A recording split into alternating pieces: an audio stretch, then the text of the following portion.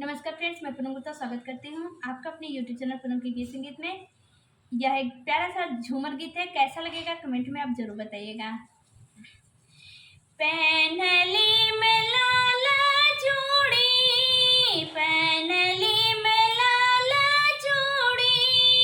हरियर बंद लगाई के, पहनली में लाला चूड़ी, हरियर बंद लगाई के, पियवा गोरखपुर में अइले दुबराई के, पियवा गोरखपुर में अइले दुबराई के, पहनली में लाला चूड़ी, हरियर बंद लगाई के, पहनली में लाला चूड़ी, हरियर बंद लगाई के, पियवा है गोरखपुर में अइले दुबराई के,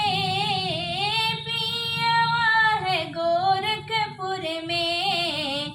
अइले दुबराई के, पियवा है गोरखपुर में। माई पूछ रानी पूछे,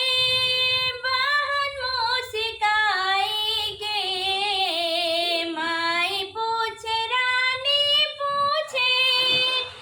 बहन मुस्काई के, कावने फिकरिए रजजी अइला दुबराई के, कावने फिकरिए रजजी अइले दुबराई के, पहनली में लाला चूड़ी,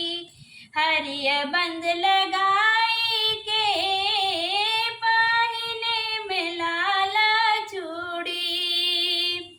थोड़ी थोड़ी खाना खैली, थोड़ी थोड़ी खाना खैली, रुपया बचाई के, थोड़ी थोड़ी खाना खैली,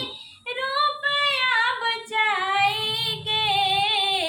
तोहरे फिकरिए धनिया अइली दुबराई के, तोहरे फिकरिए धनिया अइली दुबराई के, पहनली में लाला चूड़ी, हरियर बंद लगा